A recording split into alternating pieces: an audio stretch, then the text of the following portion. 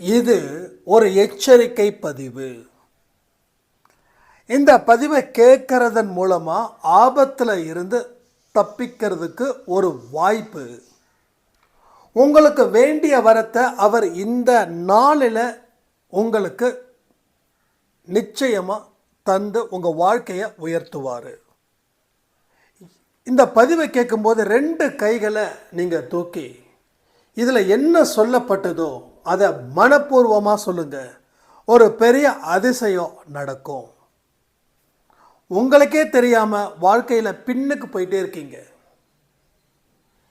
எதை இழந்தீங்களோ அதை விட பெருசாக இழந்துக்கிட்டே இருக்கீங்க. ஒவ்வொரு நொடியும் நீங்கள் போகிற பாதை எவ்வளோ பெரிய ஆபத்தான பாதைன்றதை இந்த பதிவில் சாய்பா சொல்லியிருக்காரு. நீங்கள் வாழ வேண்டிய வாழ்க்கை இது இல்லை. போன பிறவியில் 100 வருஷத்துக்கு முன்னாடி நீங்கள் எப்படி இருந்திருப்பீங்கன்றதையும் இந்த பதிவில் சொல்லப்பட்டு உள்ளது. எல்லாத்துக்குமே கணக்கு இருக்குது.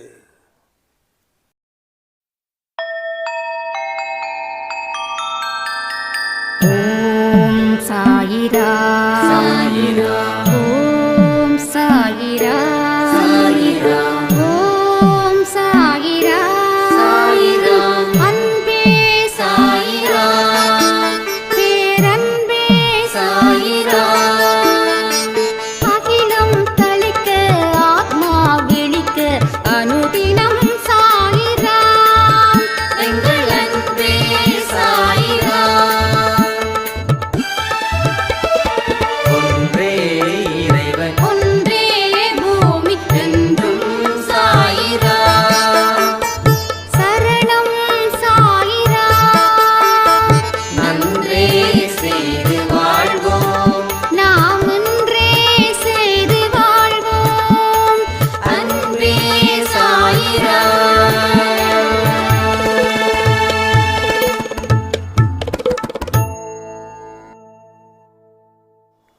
சாயிரா.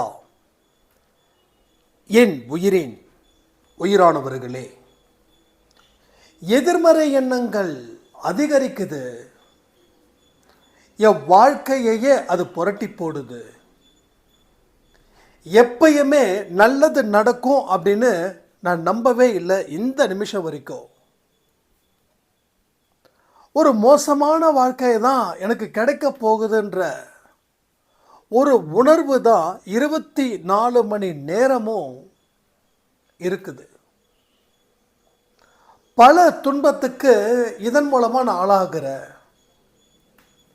எந்த ஒரு விஷயத்தையும் நான் நம்பி செய்யாமலே இருக்க. வாழ்க்கையில் தோத்து போனதா தாண்டி வாழ்க்கை வாழ முடியுமான்ற அளவில் நான் இருக்கேன். நானும் என்னென்னமோ கேட்குறேன். கோயிலில் ஒரு நாள் ஃபுல்லாக நான் உட்கார்ந்தேன். அப்பையும் எனக்கு நல்லபடியாக வாழ்க்கை மாறும்னு நம்பிக்கை வரல. இன்னும் எத்தனையோ விஷயங்களை செஞ்சேன். நம்ம வாழ்க்கை ஏன் இவ்வளோ மோசமாக போயிட்டுருக்குது? திறமை இருக்குது, ஆனால் கடவுளோட அனுக்கிரகம் ஏன் கிடைக்கல? நாம் யாருக்கும் எந்த பாவமும் செய்யலை. எத்தனையோ பேருக்கு உதவிகள் செய்த கை இந்த கை. ஆனால் இன்னைக்கு என்ன காப்பாற்றிக்கிறதுக்கு கூட வழி இல்லை. உண்மையிலே என்னோட வாழ்க்கை ரொம்ப மோசமான இக்கட்டான சூழ்நிலையில் போகுது. என்னை யாராவது காப்பாற்றுவாங்களான்னு நினைக்கிறேன். காப்பாற்றுறதுக்கு கூட ஆட்கள் இல்லை. என்னோடய குடும்பத்தில் இருக்கிறவங்க அத்தனை பேரும் என்னை பெரிய பாரமாக நினச்சி ஒதுக்கி வச்ச மாதிரியே எனக்கு இருக்குது. ஆனால் அவங்கக்கிட்ட கேட்டால் நாங்கள் உங்களை ஒதுக்கி வைக்கல, நீ தான் ஒதுங்கி நிற்கிற அப்படின்றாங்க. இப்படியே இருந்தால் எனக்கு பைத்தியம் பிடிச்சிடுமோன்னு தோணுது. இப்பையும் நான் எந்த மனநிலையில் இருக்கேன்னு எனக்கு தெரியல.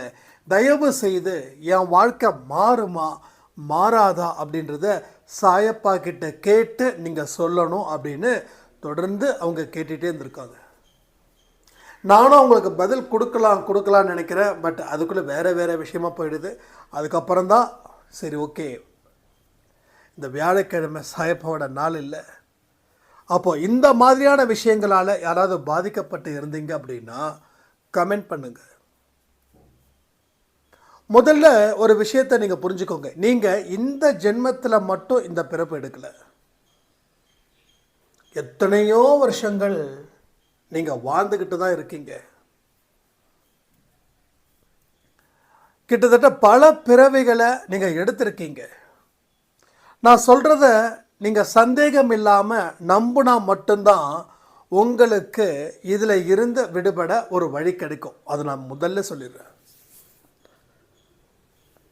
அப்போ பல பிறவிகள் நாம் எடுத்திருக்கோம் இந்த பூமியில். பல தெய்வத்தை நாம் வணங்கியும் இருக்கோம். ஒவ்வொரு பிறவி எடுக்கும்போதும் தெய்வத்தோட வழிபாடுகள் கண்டிப்பாக நம்ம நடத்தியிருக்கோம். தெய்வத்தை வணங்கியிருக்கோம்.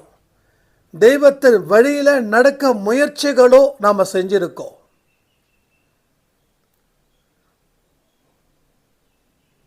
இப்போ நீங்கள் எப்படி புலம்புனீங்களோ இதே போல் போன ஜென்மத்திலையும் நீங்கள் 100% புலம்புனீங்க. அதுக்கு முந்தின ஜென்மத்திலையும் புலம்புனீங்க. இது மாதிரி ஆரம்பத்தில் இருக்கக்கூடிய புலம்பல் குறைஞ்சிருந்தது. அப்புறம் பிறவிகள் எடுக்க எடுக்க உங்களோட புலம்பல்கள் அதிகமாக இருந்தது. ஸோ இப்படி தான் உங்களோட புலம்பல்கள் அதிகமாகி இப்போ இந்த ஜென்மத்தில் வாழவே முடியாத அளவுக்கு உங்கள் மனசில் ஒரு எதிர்மறை எண்ணங்கள் சூழ்ந்துக்கிட்டு நிற்குது. இருட்டை பார்த்தா ஒரு பயம். அந்த இருட்டில் ஒரே ஒரு தீப்பெட்டி எடுத்து பற்ற வச்சா, ஒரு குச்சியை பற்ற வச்சா அந்த இடம் எப்படி இருக்கும்? வெளிச்சம் கொஞ்சம் கிடைக்கும்.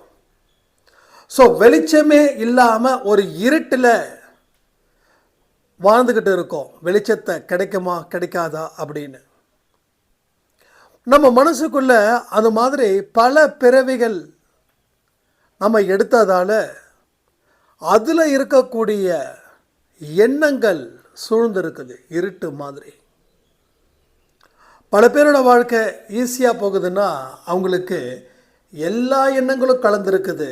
சில பேரோட வாழ்க்கை ரொம்ப மோசமாக போகுதுன்னா எதிர்மறை எண்ணங்கள் மட்டுமே சூழ்ந்திருக்கிறது.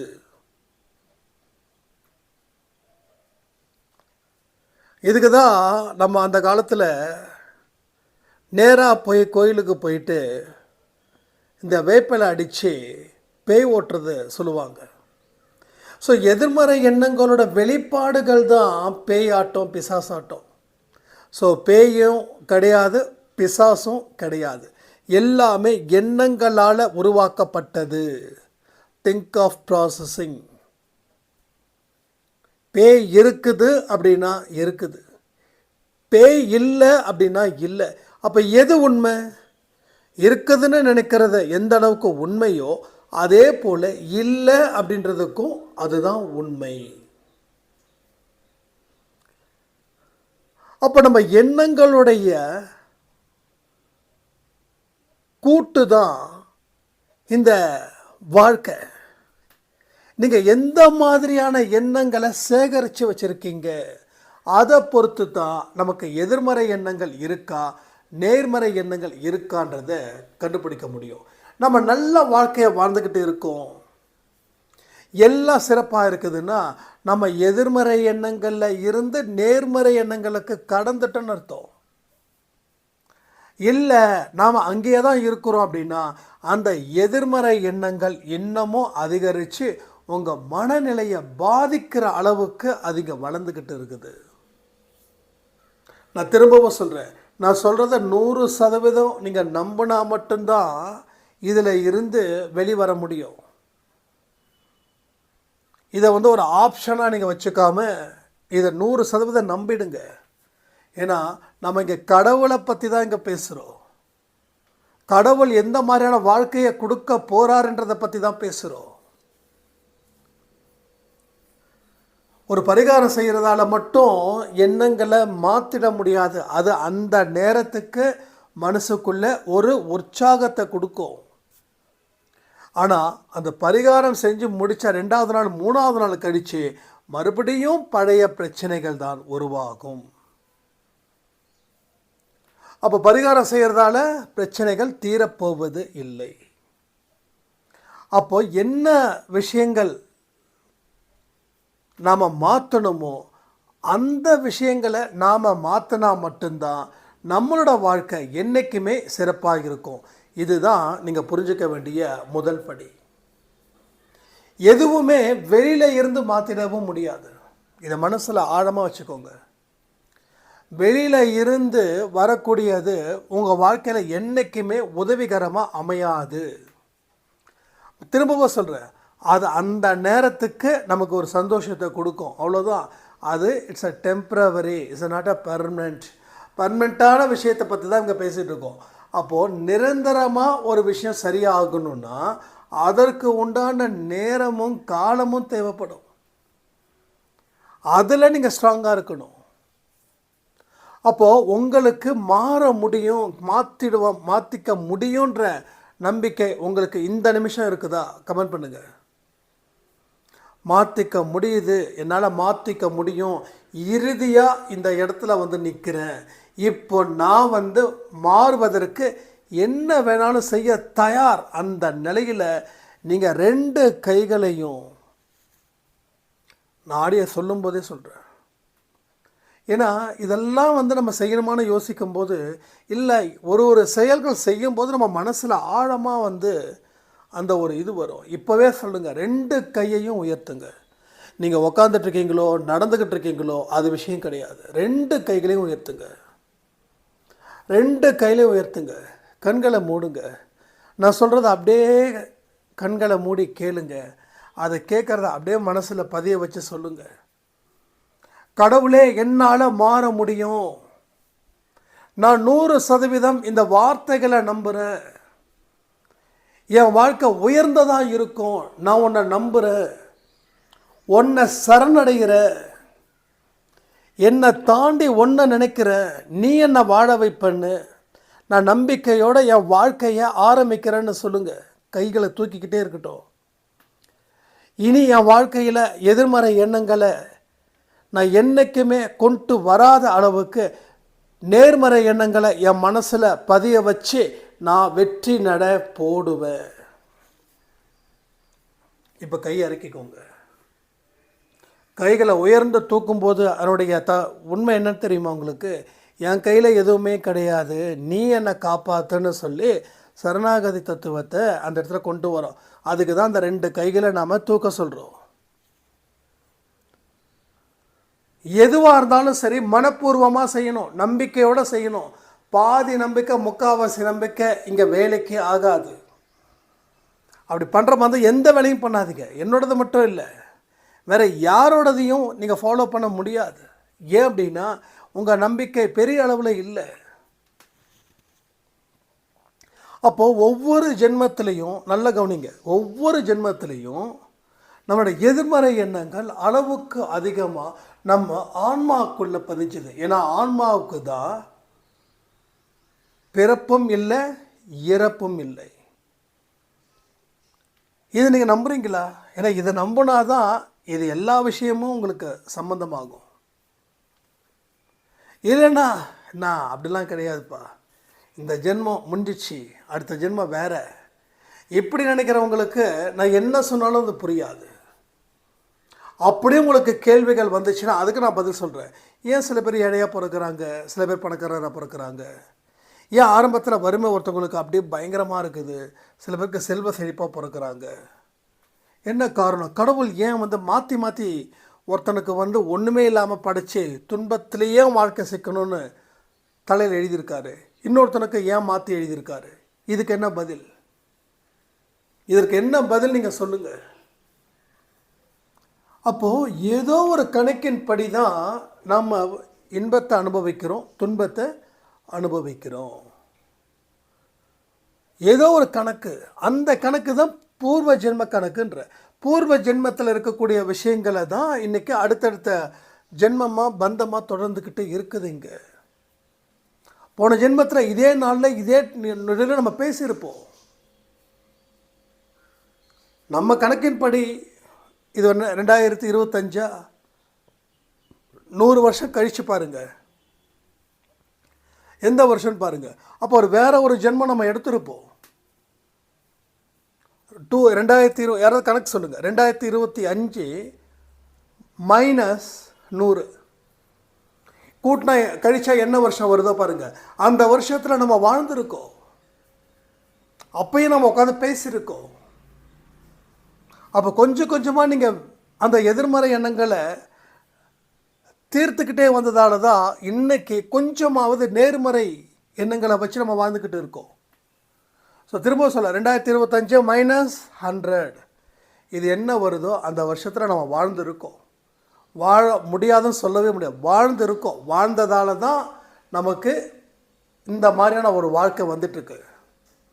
அப்போ இப்போயாவது அந்த எதிர்மறை எண்ணங்களை களைய வேண்டாமா? அப்போ எத்தனை எதிர்மறை எண்ணங்கள் நம்ம மனசில் வந்து நிற்கும் யோசிச்சு பாருங்கள்.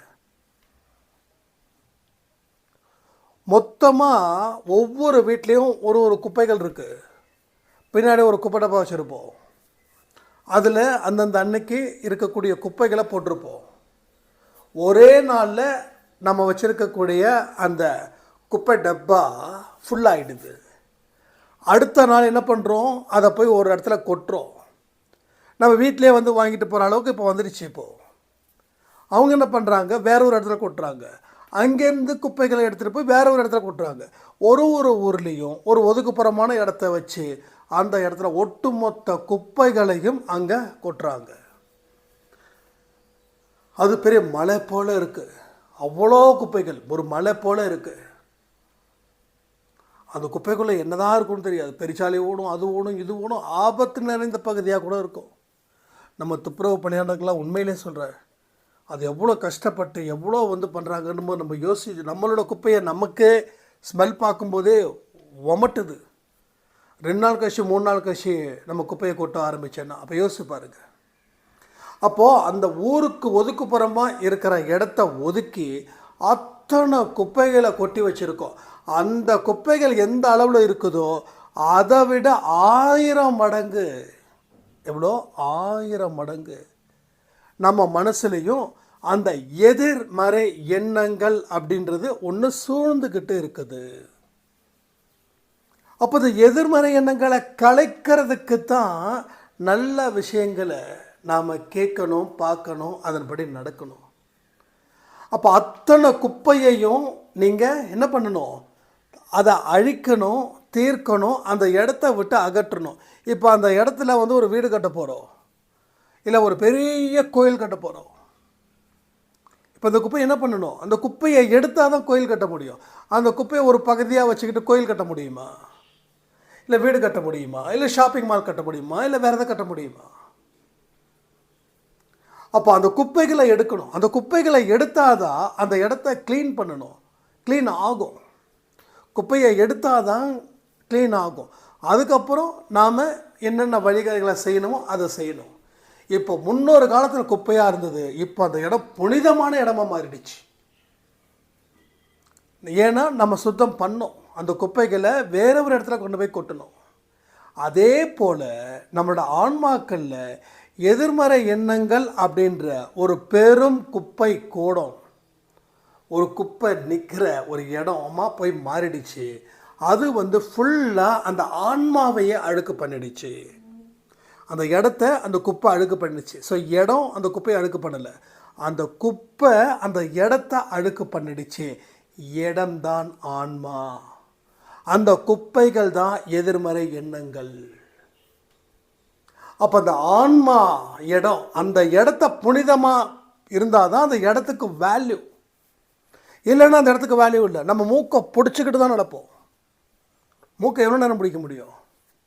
அந்த இடத்த கிராஸ் பண்ணணுன்னா மூச்சு விட முடியாத அளவுகளில் இருக்கும். ஏன்னா அவ்வளோ தூரம் போகணும் வர மாதிரி இருக்கும் அந்த இடம். அப்போ ஆன்மான்றது அந்த இடம், அந்த எதிர்மறை எண்ணங்கள்ன்றது அந்த குவிந்து இருக்கக்கூடிய குப்பைகள். இப்போது அந்த குப்பைகளை அகற்றணும்னா மனசில் நல்ல விஷயங்களை மட்டும்தான் விதைக்கணும். அதுதான் நான் முன்னாடியே சொன்னேன், அனைவரும் கைகளை நேராக தூக்கி கடவுள்கிட்ட அந்த வார்த்தைகளை சொல்லுங்கன்னு. அப்போ இந்த வார்த்தைகளை சொல்லும்போது உங்களுக்கு வாழ்க்கையில் அந்த கொஞ்சம் கொஞ்சமாக அந்த இடம் சுத்தமாக்கப்படும். ஏன்னா ஒரே நாளில் அந்த குப்பையை தூக்கி போட முடியாது. ஏன்னா பல வருஷமாக போட்ட குப்பைகள் அது. நம்ம என்ன நினைக்கிறோம், ஒரு ஆடியோ பதிவின் மூலமாக நம்ம வாழ்க்கை மாறிடும்னு நினைக்கிறோம். மாறுது, நான் இல்லைன்னு சொல்லவே இல்லை. ஆனால் உடனே மாறாது, கொஞ்சம் கொஞ்சம் கொஞ்சம் கொஞ்சமாக தான் மாறும். அப்போ அந்த எத்தனை வருஷம், ஒரு 10 வருஷமாக இருக்கிற குப்பையை ஜஸ்ட் 1 ஹவரில் எடுத்துட முடியுமா? ஸோ அது எப்படி முடியாதோ அதே போல தான் எதிர்மறை எண்ணங்களை ஒரு ஆடியோ பதிவின் மூலமாகவோ இல்லை கோயிலில் போய் சாமி கும்பிட்றதன் மூலமாகவோ ஒரே ஒரு தடவை செஞ்சால் மட்டும் அதை எடுத்துட முடியாது, அதை அகற்றிடவும் முடியாது. அப்போது தினந்தோறும் நாம் செய்ய வேண்டிய நல்ல விஷயங்களை தொடர்ந்து செஞ்சுக்கிட்டே இருக்கும்போது தான் கொஞ்சம் கொஞ்சமாக அந்த குப்பை அந்த இடத்த விட்டு அப்புறப்படுத்தப்படுகிறது. அப்புறப்படுத்தப்பட்ட குப்பைகள் மறுபடியும் வந்து சேராது. ஏன்னா இங்கேருந்து கொஞ்சம் கொஞ்சமாக வெளியில் தூக்கி போடுறோம். ஸோ இதுதான் இங்கே நடக்குது. அப்போ நாம் என்ன பண்ணணும், எந்த ஒரு விஷயத்தை செஞ்சாலும் அதை பலமாக செய்யணும். எந்த ஒரு விஷயத்தை நாம் காலடி எடுத்து வச்சாலும் அந்த காலை முன் வச்ச காலை பின் வைக்கக்கூடாது. பலன் கிடைக்கலன்னு சொல்லி வெளியில் போயிடக்கூடாது. நேற்று நைட்டு கொடுத்த ஆடியோ ரொம்ப இம்பார்ட்டன்ட். அந்த ஆடியோவில் சொல்லியிருக்கோம், இந்த கடவுள் சரியில்லை, அந்த கடவுள் சரியில்லை, அந்த இன்னொரு கடவுள், இப்படி உலகத்தில் இருக்கிற அத்தனை சாமியும் கும்பிட்டாச்சு. இனி வேறு நாட்டில் இருக்கிற கடவுள் இருந்தால் தான் கும்பிடணும். அப்போ கூட மனுஷனுக்கு புரியல, கடவுள் மேலே தப்பு இல்லை, நம்ம மேலே தான் தப்பு இருக்குதுன்றது கடைசி வரைக்கும் புரியல. அப்போ எதிர்மறை எண்ணங்களால் இன்னமும் உங்களுக்கு பல பிரச்சனைகள் வந்துக்கிட்டே இருக்குது. ஆனால் அடுத்தவங்க மேலே பொறாமைப்படுறது, நம்மளை நாமளே சித்திரவதை பண்ணிக்கிறது, இந்த மாதிரியான விஷயங்கள் மூலமாக நம்ம பெரிதும் பாதிக்கப்பட்டுருக்கோம். 1 இல்லை 2 இல்லைப்பா, தாங்க முடியாத அளவுக்கு பிரச்சனைகள். அப்போது நமக்கு இருக்கக்கூடிய அத்தனை விஷயங்களும், நமக்கு கிடைக்க வேண்டிய அத்தனை நல்ல வாழ்க்கைகளும் இந்த எதிர்மறை எண்ணங்கள் மூலமாக அத்தனையும் தடைப்படுது. இப்போ புரியுதா உங்களுக்கு? ஏன் உங்கள் வாழ்க்கையில் பல நல்ல விஷயங்கள் உங்களை சுற்றி நடக்கலை? இந்த சாய்ராமுடைய கேள்விகள் எவ்வளோ பெருசுன்றதை பாருங்கள். அப்போ அந்த ஒவ்வொரு கேள்விகளுக்கும் அவங்க மனசில் எந்த அளவுக்கு அழுத்தத்தை ஏற்படுத்தி இருக்குது. இப்பயும் சொல்கிறேனே, நான் அடித்து சொல்கிறேன், ஒன்றே ஒன்று சொல்கிறேன், எந்த சந்தேகமும் இல்லாமல் அன்பே சாயில் சொல்லக்கூடிய விஷயத்தை தொடர்ந்து 1 வருஷத்துக்கு நீங்கள் கேளுங்க. நான் நீங்கள் கேட்கணுன்றதுக்கு காரணம் நம்ம நல்லா வாழணுன்றது தான். அதில் கேட்டு அதன்படி நடக்க முயற்சி பண்ணுங்க. ஆனால் முயற்சி பண்ணாமல் வெறும் கேட்டால் மட்டும்லாம் ஒன்றும் செய்ய முடியாது. எப்போ பார்த்தாலும் நம்ம என்ன பண்ணுறோம், கேட்குறோம், ஆனால் செயல் இல்லை. செயலோட கேட்டு கேட்டு ப்ளஸ் செயல்பட்டால் மட்டும்தான் ரிசல்ட் கிடைக்கும். ஒருத்தவங்களை திட்டக்கூடாதுன்னு நம்ம சொல்கிறோம், அது திட்டாமல் இருக்கணும், அது ஒரு செயல். திட்டாமல் இருப்பது, அமைதியாக இருப்பது ஒரு செயல். நான் சொல்கிறேன் அன்பே சாயில், அமைதியாக இருங்க, கோவப்படாதீங்கன்னு. அந்த நேரத்தில் உங்களுக்கு அமைதியாக இருக்கணும்னு தோணுது, கோபப்படக்கூடாதுன்னு தோணுது. ஆனால் யாராவது ஒரு 7:30 நம்ம வீட்டுக்குள்ளே வந்துருச்சுன்னா நாம் அளவுக்கு அதிகமாக கோவப்படுறோம். 7:30னா யார்? நமக்கு பிடிக்காத ஒரு ஆளை நீங்கள் சொல்லுவீங்க இல்லையா? சில பேர் சொல்லுவாங்க, இந்த சனியம் வந்ததால் என் வாழ்க்கையில் எதுவுமே பண்ண முடியல, ஒழுங்காக நல்ல பாசிட்டிவாக இருந்தேன், அதுக்குள்ளே இந்த வீணா போனதை வந்துடுச்சு நம்ம வீட்டுக்கு. வந்துட்டு ஏதாவது ஒன்று பேசி அது பாட்டுக்கும் பேசுது, எல்லாம் போச்சு. இது வரைக்கும் நல்லா இருந்த இந்த மனுஷன் வீட்டுக்கு வந்ததுக்கப்புறம் அத்தனையும் போச்சு அப்படின்னு நம்ம நிறைய சொல்ல நாமளே கேட்டுருக்கோம் இல்லையா? நம்ம நிறைய புலம்பிருக்கோம் தானே இந்த மாதிரியான விஷயத்துலலாம். அப்போது நம்ம மனசு எவ்வளோ பலகீனமாக இருக்குது பாருங்கள். நம்ம இன்னும் அந்த இடத்துக்கு வரல. உங்களை எதிர்த்து 100 பேர் வந்தால் கூட நீங்கள் ஸ்ட்ராங்காக இருக்கணும். அந்த அளவுக்கு நேர்மறை எண்ணங்கள் வரணும். அப்போ ஒரு மனுஷன் வரான், அவன் உங்களோட நிம்மதியை கெடுக்கிறான் அப்படின்னா உங்கள் மனசில் எதிர்மறை எண்ணங்கள் இன்னமும் இருக்குது. அது நீங்கள் இல்லைன்னு நினைக்கிறீங்க, இன்னும் இருக்குது. ஒரு 5 ஆடியோ 6 ஆடியோ கேட்டால் மட்டும் போதுமா? நிச்சயமாக பத்தாது. ஏன்னா அவ்வளோ இருக்கே.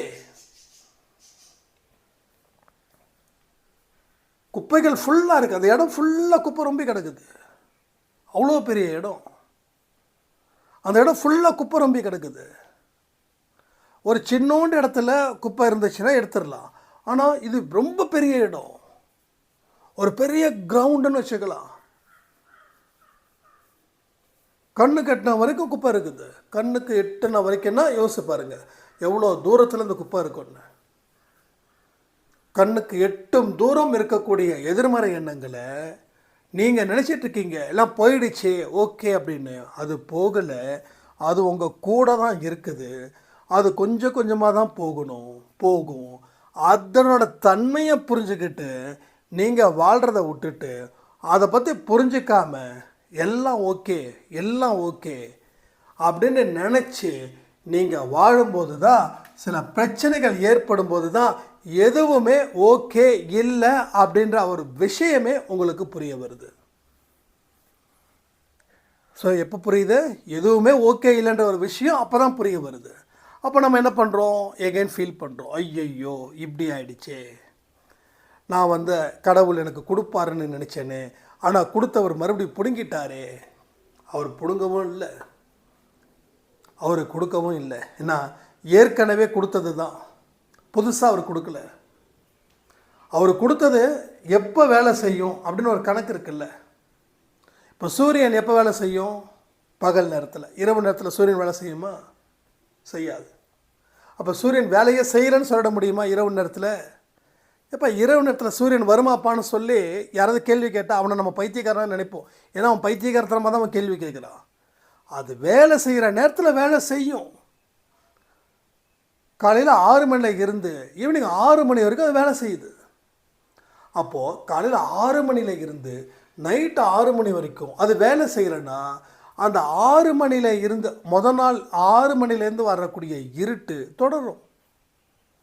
என்னதான் இருட்டு 24 மணி நேரம் மனுஷனுக்கு தெரியாதா? கிளாக் ஓடினா கூட கிளாக் ஓடி தான் கண்டுபிடிக்க முடியுமா? கிளாக் ஓடினா கண்டுபிடிக்க தெரியாதா? என்னடா நேற்று ஆரம்பித்த இருட்டு இப்போ வரைக்கும் சூரியன் வேலை செய்யணும்னு சொல்லியிருப்பாமா இன்னைக்காவது? கொஞ்சம் யோசிச்சு பார்த்தீங்களா? சூரியன் வேலை செய்ய வேண்டிய நேரத்தில் வேலை செய்யும். கடவுள் வரத்தை கொடுத்துருக்காரு. அது வேலை செய்ய வேண்டிய நேரத்தில் வேலை செய்யும். அதுக்கு நேரம் காலம். சூரியனுக்கு அது நேரம், ஆனால் இதுக்கு நேரம்லாம் கிடையாது. என்னைக்கு உங்கள் மனசில் இருக்கக்கூடிய எண்ணங்கள் மாறுதோ, என்னைக்கு உங்களை பற்றி நீங்கள் நல்லபடியாக உண்மையாக புரிஞ்சுக்கிறீங்களோ அதை பொறுத்து தான் உங்களுக்கு எல்லாமும் மாறும். முதல்ல அந்த இடத்துக்கு நீங்கள் நிற்கணும். அங்கே நின்னா மட்டும்தான் உங்களுக்கு எல்லாம் கிடைக்கும். அதை விட்டுட்டு நீங்கள் பாட்டுங்க இஷ்டத்துக்கு ஒரு விஷயத்தை பேசி அதுதான் உண்மைன்னு நினச்சிங்கன்னா பொய்யை உண்மையாக்க முயற்சி பண்ணுறீங்க. அதனால் எந்த லாபமும் இல்லை. என்ன லாபம் இருக்க போகுதுன்னு யோசிச்சு பாருங்களேன். என்ன லாபம் இருக்க போகுது? ஒரு பொய்யை உண்மையாக சொல்கிறதால உங்களுக்கு என்ன நல்லது நடந்துட போகுது? அப்போ உண்மையை உண்மையாக பார்க்கக்கூடிய தன்மை நமக்கு இருக்கணும். ஓகே, இந்த விஷயத்துக்கு இந்த மாதிரியான ப்ராப்ளம் தான் நமக்கு காரணமாக இருக்குது. முதல்ல இந்த ப்ராப்ளத்தை நாம் ரெடியூஸ் பண்ண முடியாதான்னு உங்களுக்குள்ள அழுத்தமான கேள்விகளை வைக்கணும். அந்த அழுத்தமான கேள்விகள் தான் உங்களுடைய லட்சியத்தை அடைய வைப்பதற்கு உதவியாக அமையும். அப்போ இதை எல்லாத்தையும் யோசிச்சு பாருங்கள். அதுக்கப்புறமா உங்கள் வாழ்க்கையை வழிநடத்துங்க. திரும்பவும் சொல்கிறேன், சாயப்பான்றது நம்ம எல்லாருக்கும் நல்ல வாழ்க்கையை கொடுக்கணுன்றதுக்காக நம்மளை தேடி வந்த தெய்வம். அந்த தெய்வத்தை தயவு செய்து டிசப்பாயிண்ட் பண்ணிட வேண்டாம். அவர் மேலே நம்பிக்கையை வச்சு நீங்கள் செய்யக்கூடிய விஷயங்களை மட்டும் தெளிவாக செய்யுங்க. ஆரத்தி, சச்சரித்திரம், மெடிடேஷன், பிராணாயாமம் இந்த மாதிரி நல்ல விஷயத்தை தொடர்ந்து செய்வதன் மூலமாக எதிர்மறை எண்ணங்களில் இருந்து உங்களை காற்றுக்கொள்ளலாம். இல்லைன்னா அது பிடிச்சி தாக்கிக்கிட்டே இருக்கும். ஸோ எத்தனையோ சொல்லியிருக்கோம். மௌன விரதம் இருக்க சொல்லியிருக்கோம். 1ஆம் தேதி அன்னைக்கு என்ன பண்ணியிருக்கோம்? சாப்பாடு வாங்கி கொடுக்க சொல்லியிருக்கோம். அடுத்தவங்கள மனதார வாழ்த்துங்கன்னு சொல்லியிருக்கோம். இதெல்லாம் நல்ல விஷயங்கள். இந்த நல்ல விஷயங்கள் செய்வதன் மூலமாக தான் நல்ல வாழ்க்கையை கடவுள் நமக்கு கொடுப்பார். நான் சொன்னேன் இல்லையா, கொடுக்க வேண்டிய நேரத்தில் கொடுப்பாருன்னு. அப்போ இந்த மாதிரி எண்ணங்கள் உங்கள் மனசில் வரும்போது தான், அது செயலாக மாறும்போது தான் உங்களுக்கு எல்லாமும் கிடைக்கும். அது வரைக்கும் உங்களுக்கு எந்த ஒரு விஷயமும் நடக்காது. தள்ளி போட்டுக்கிட்டே இருக்கும். அப்போ தள்ளி போடுறது என்ன ஆகும்? ஒரு ஸ்டேஜுக்கு மேலே, ஒரு ஏஜுக்கு மேலே போயிடுச்சுன்னா அது கிடைக்காம போயிடும். சில பேருக்கு 60ல் ஞானம் வருது, வாழ்க்கையை விட்டுட்டோமேனு. கண் கெட்ட பெண்ணு சூரிய நமஸ்காரன்ற மாதிரி. ஆனால் அவங்களுக்கு அடுத்த ஜென்மம் கண்டிப்பாக நல்லாயிருக்கும். ஏன்னா அவங்களோட புரிதல் வந்துடுச்சு. புரிதல் வந்துச்சுனாவே போதும். ஸோ அடுத்த ஜென்மம் நல்லாயிருக்கும். இப்போயே சொல்கிறேனே, நீங்கள் எந்த விஷயத்தை செஞ்சாலும் அதற்குரிய பலன்கள் நிச்சயமாக கிடைக்கும். பலனே இல்லைன்னு சொல்ல மாட்டேன். நீங்கள் உடனே எதிர்பார்க்கறது தான் உங்களுக்கு ஏமாற்றத்தை கொடுக்குது. நீங்கள் எதிர்பார்க்காம உங்கள் வேலைகளை மட்டும் செய்யுங்களே. என்னென்ன விஷயத்தை செய்கிறீங்களோ அதற்குரிய பலன்களை நீங்கள் நிச்சயமாக 100% பெறுவீர்கள். அந்த நம்பிக்கையோடு இருங்க. வாழ்க்கையில் சூப்பராக செமையாக இருக்குன்னு சொல்லி இந்த பதிவை நான் முடிக்கிறேன். ஜெய் சாய்ராம்.